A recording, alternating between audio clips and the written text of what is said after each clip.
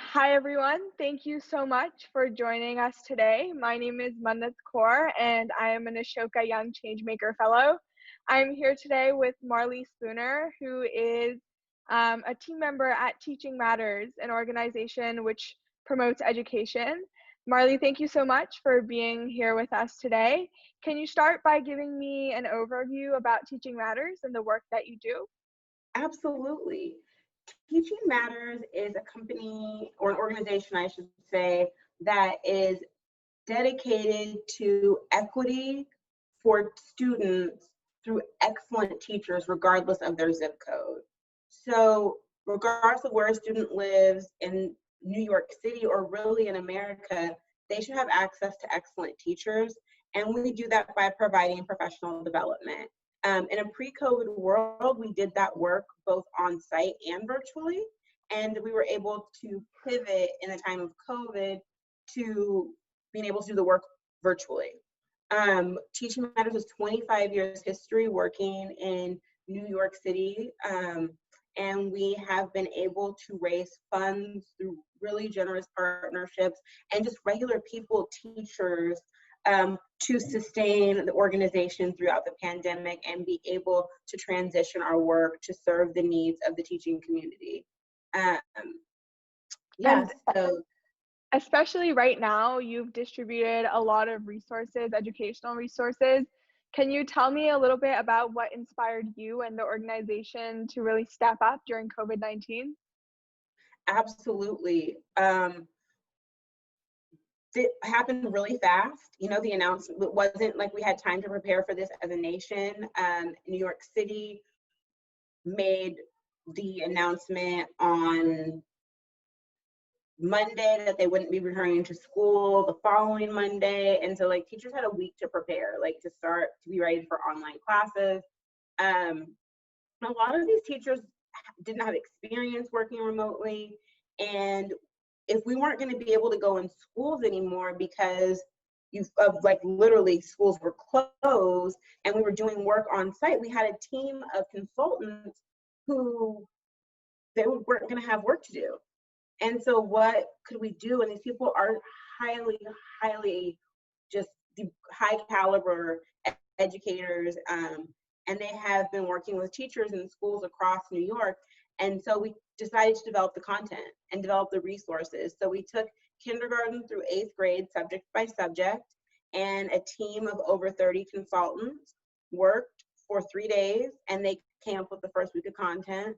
And once we had those lesson models created, we developed another week. We shared them with the Department of Education in New York City.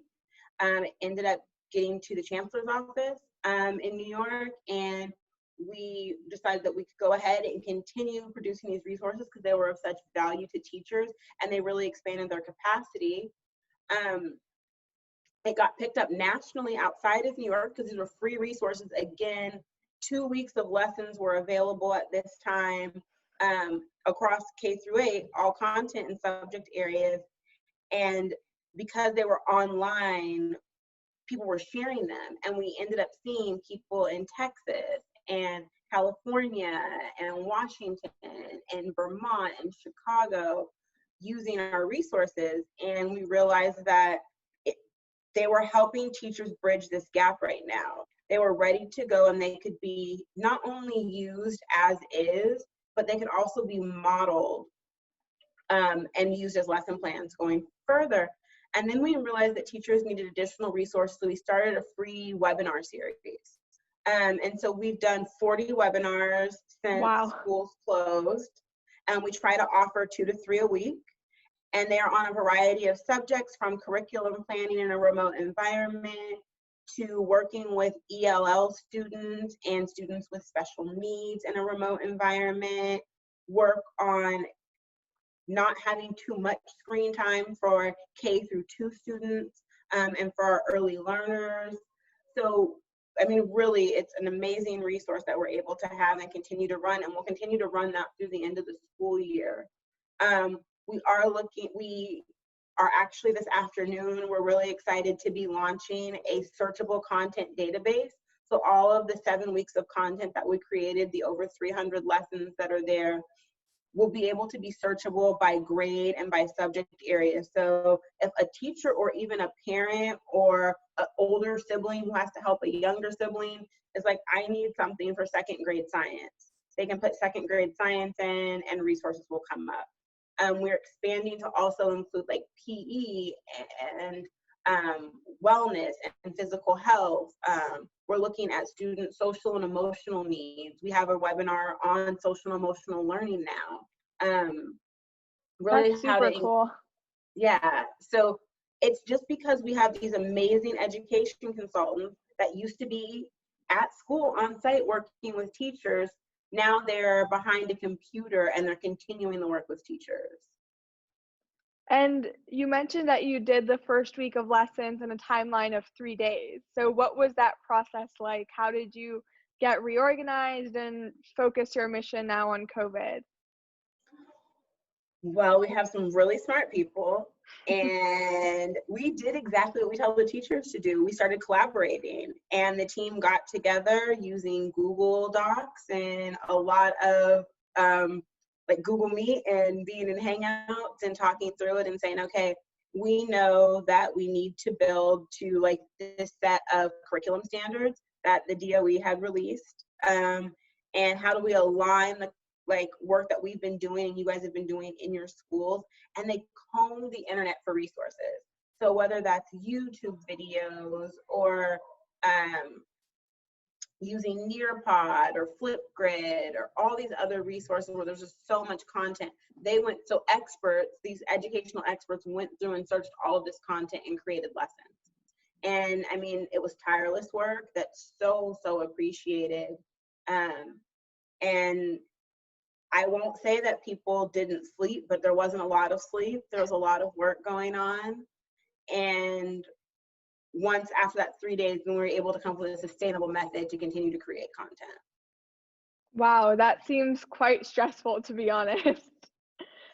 When you're doing work that needs to be done at a time like this, what I noticed about our team that makes me so proud to be a member of the organization is really how your adrenaline keeps you going because you're knowing you're doing good work.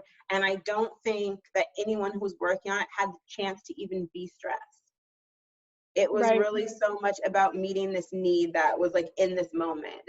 No one's ever lived through this before. This is a brand new time for all of us.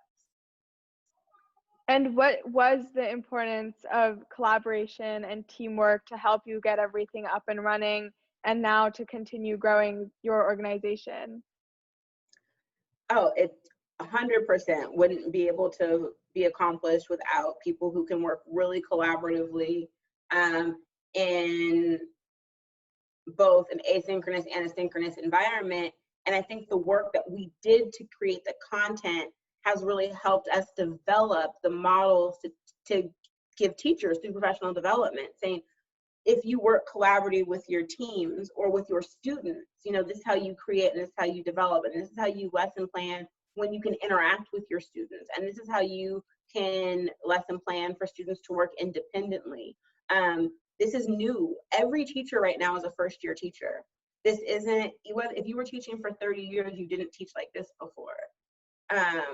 And so giving them the tools that they need, we did that, we modeled that in our creation of the content. So I think that makes us even better educators for teachers because we did the work that we're asking them to do to better themselves for their students.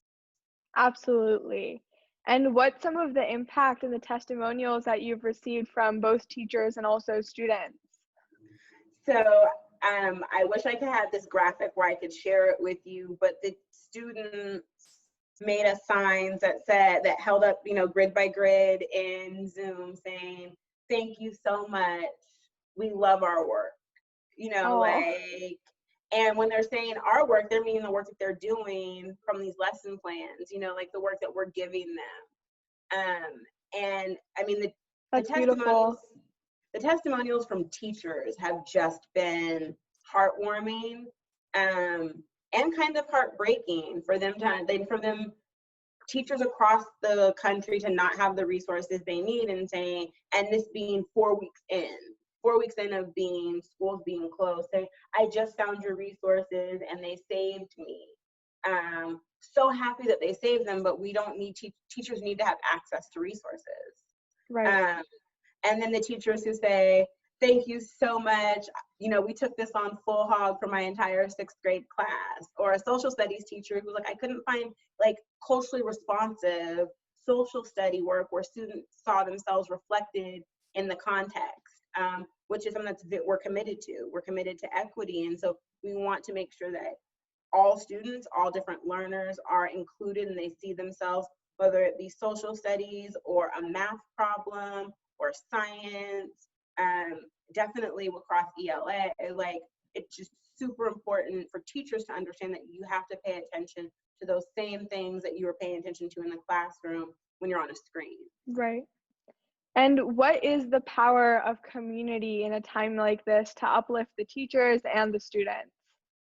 Community is so important, and we talk to principals and school leaders about that all the time, that when you can continue to keep all of your teachers together and continue to try to foster the sense of community when we are virtual, it just does wonders. And as you see teachers getting to know students' families and going to know that they see their kids' pets now on the screens and their siblings, and they have cooking classes, oh, well, my family cooks like this at night, and they create that to a science project. You see, I think this is a positive of the pandemic, is the sense of community, and how students are coming together, and really, because we're all home together. And you see it in your work environment. I didn't know what my coworkers' houses looked like before this happened. You see it with your schoolmates, I'm sure, like, Right, yeah. It's a lot more intimate and personal. I think it does create a different sort of community, and I would hope that as we adjust and we go back to in-person contact, that this intimacy isn't lost. Like, I think Right. this has been a positive of how you can use technology. Absolutely.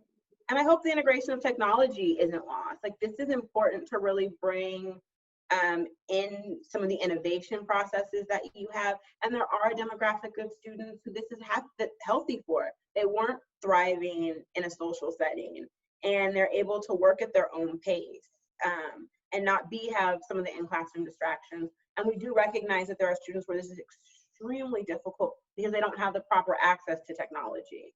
And that's one of the reasons what was great about our content was it could be done on a cell phone, it could be done on a tablet. It didn't require a computer. It didn't require, if you didn't have Wi-Fi, but you could use your data, you could use your cell phone. So we took all of those things into consideration because we wanted to help the students that we've been committed to helping the last 25 years throughout this process. So then what advice would you give to other organizations and other people who want to step up and make a change during this time? I mean, across the board, I would say if you see something and if you see a need and you have the ability and the capability to meet it, whether that's in an individual or from a team perspective, step up and be compassionate and use your gifts to help others right now. Think outside of the box and be innovative. This is brand new for every single person in America. I don't think anyone is still alive from the last time a pandemic hit this country. And be kind and compassionate to others. And we're educators, and people still need to be educated, whether that was in person or behind a computer screen or over a cell phone. And so we continue to do what we were good at. So just continue to do what you're good at. It meets needs. I love that. That's very uplifting and also very tangible for people to do. Just like stick to one thing you're good at and see how you can make an impact with it. Be adaptable. Yes, exactly. Well, thank you so much, Marley, for joining us. I absolutely loved hearing your story, and I'm so grateful for the work that you're doing to keep youth across the country engaged in school. It's super important, so thank you very much. Thank you so much. You are doing wonderful work. Like, you give our country hope to know that there are future leaders out here. So thank you for everything you're doing.